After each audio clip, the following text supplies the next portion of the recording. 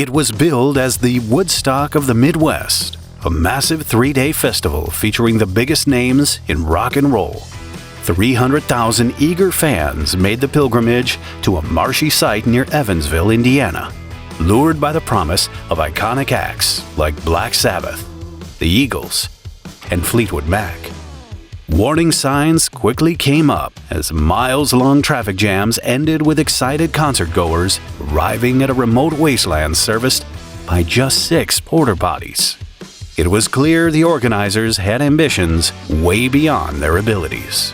Over the next 72 hours, as torrential rains flooded the muddy fields and open drug use ran rampant, public order collapsed completely on Bull Island in a surreal spectacle that left attendees struggling to survive and not just to rock out. Indiana music promoters Tom Duncan and Bob Alexander had scored a success after hosting the Bosse Field Freedom Fest in July 1972. A crowd of 30,000 people converged in Evansville to watch legends like John Lee Hooker and Ike and Tina Turner. However, the event was not without its shortcomings, with police and thousands of angry fans clashing outside the stadium for free entrance. Despite the event's financial success, the city filed a suit against the promoters to confiscate the proceeds and receive reimbursements for the additional expenses it had incurred. The fallout from the 12-hour Freedom Fest was so devastating that the Evansville mayor vowed that a similar event would never happen in his city again. But for the 20-something promoters, visions of grandeur continued to dance in their heads. And barely a month after their previous festival, the duo announced plans for an even more spectacular event. They were going to put on something the Midwest would never forget, a 3-day festival to eclipse the iconic Woodstock. And with the lineup they had secured, Black Sabbath, Joe Cocker, Fleetwood Mac, Rod Stewart and the Faces, The Doors, Ravi Shankar and the Eagles, to name a few, how could it be anything less? The pair originally planned to host the Mega Fest at Chandler Raceway in Evansville. Tickets were selling rapidly as news broke of the event, with nearly 9,000 advance tickets sold at $20 each within the first few days. But the duo seemingly bit off way more than they could chew. They had already booked the acts and took out a full-page ad in Rolling Stone magazine before nailing down crucial event permits. A week after their grand announcement, a restraining order filed by Warwick County halted further planning following concerns about traffic, security, and facilities for the expected 50,000 to 60,000 fans. Injunctions from the nearby counties of Evansville, Posey, Vanderburgh, Gibson, and Pike soon followed. Projected attendance had ballooned further into the hundreds of thousands as the story gained attention. And with Duncan and Alexander already 700,000 in the red, they were desperate to make the musical gathering happen at all costs. But with the Indiana court banning the event, the promoters faced a disaster with just 4 days to salvage their massive commitments. Facing the prospect of hundreds of thousands of fans descending without an official permit, the organizers came across what they thought to be the perfect location. Rumors ran rampant that they were looking at Bull Island on the Wabash River, and a temporary restraining order was swiftly issued in Posey County. Subsequently, a similar order emerged in White County, Illinois. Bull Island wasn't technically an island, but rather a secluded peninsula within the Wabash River, spanning 1,100 acres. Despite the land largely falling under Illinois courts, access was only possible from Indiana. This meant police couldn't enforce the restraining order without leaving their jurisdiction. In turn, it gave the pair a legal loophole to host the event. As the Labor Day weekend approached, Duncan and Alexander grew more desperate to pull the festival together and made a televised appeal to authorities to reconsider. Recognizing the influx of crowds to southern Indiana, officials foresaw potential chaos if the festival was denied. At the 11th hour on Thursday evening, the event finally received approval to proceed on Bull Island. From this point forward, the Erie Canal Soda Pop Festival earned the unforgettable nickname, the Bull Island Festival. The deal ensured essential provisions would be met: 500 portable toilets, 40 water wells, full medical facilities, catering, garbage services, and 2 helicopters. They also claimed to have hired karate experts from Chicago and LA for security. But even so, their legal challenges continued mounting. That same day, a $500,000 class action suit accused the promoters of misleading claims. Friday morning, with just one day until the gates opened, Duncan and Alexander took proactive steps. They swiftly posted a $200,000 bond in White County, committing to paying $5 million in liability insurance.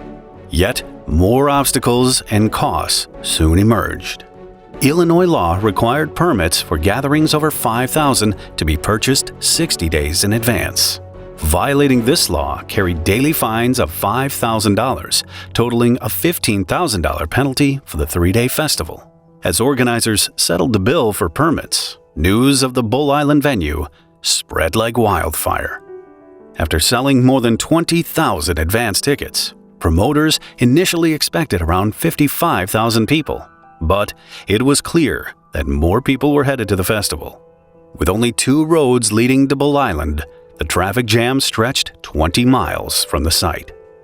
By late Friday afternoon, the incoming roads were so gridlocked that thousands abandoned their cars and set off on foot, trekking miles across the countryside to reach their destination. But that was just the start of the nightmare scenes that would soon play out at the venue. Although the site could accommodate around 55,000 revelers, the number was set to increase to more than 5 times that. And with the expected karate experts nowhere to be found, the daunting task of crowd control was left to just 3 deputy sheriffs from White County, Illinois.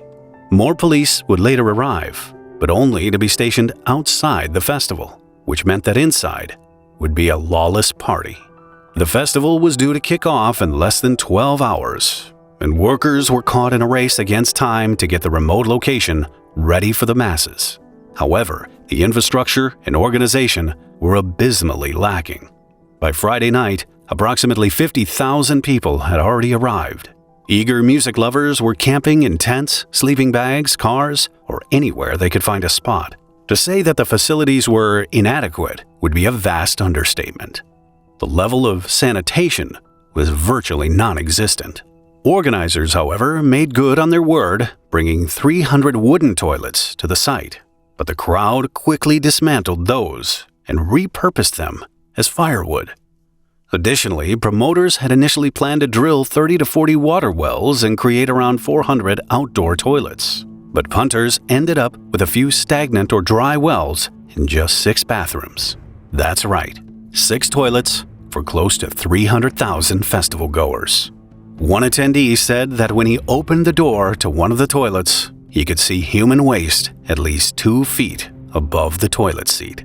Soon revelers started embracing the great outdoors and relieving themselves on a stretch of land that soon became known as Turd Fields. And while toilets were in short supply, showers were non-existent, turning the Wabash River into a giant bathtub and sanitation disaster, with thousands of people taking to the river to bathe. People pitched tents wherever they could find a spot, while others set up shop. Everything from weed, cocaine, heroin, LSD, mescaline, and much more was openly and freely sold, most notoriously on a stretch of the festival site known as Alice in Wonderland Avenue. There may not have been any toilets or showers, but there was an acid testing center at the medical tent to regulate the safe usage of drugs. People could buy their pills and then get a free analysis within minutes. Periodic PA announcements would warn revelers against buying from rogue dealers or warn against acid laced with strychnine. As for bad trips, there were plenty. According to reports, medical personnel were treating youths suffering drug overdoses about every 5 minutes. Finally, on Saturday, September 2nd, the festival's official first day, the music kicked off. However, things didn't quite go as planned. The performances were delayed for 3 hours, setting a foreboding tone for the rest of the event. British blues rock singer Joe Cocker was one of the first headliners for the night, but it was a no-show. Organizers later claimed Cocker's management arrived at the site on Saturday. After seeing the enormous crowd exceeding 200,000 people, they insisted on an additional $30,000, effectively doubling the initially agreed-upon fee for the singer. Cocker would not be the only headliner to withdraw from the lineup. Black Sabbath, featuring Ozzy Osbourne, also got caught up in a dispute, reportedly demanding another $30,000, which the organizers couldn't cough up, so they too did not perform. The festival was meant to rival Woodstock, but by this time, less than 20% of the headliners had actually performed, leaving long stretches of silence in between sets. As the second day unfolded, the food supply dwindled, and escalated prices fueled frustration among the queuing crowd. According to one event, vendors were charging $10 for a hamburger, equivalent to over $70 today. On top of that, additional food trucks couldn't get through the throngs of cars and tents, leading to one of the trucks being hijacked, looted, and burned. The lack of music was infuriating, adding to the ire of thousands upon thousands of hungry hippies. Soon, the situation turned volatile. In the early hours of Saturday morning, around 2,000 people looted the island's Soul Food Center, vandalizing 2 trucks in the process. But tensions around food shortages heightened even more by Sunday evening, when food trucks were torched by angry crowds, detonating the gas tanks and engulfing sections of the crowd in thick black smoke. Amid the turmoil, 2 bakery trailers and a soft drink truck met the same fate.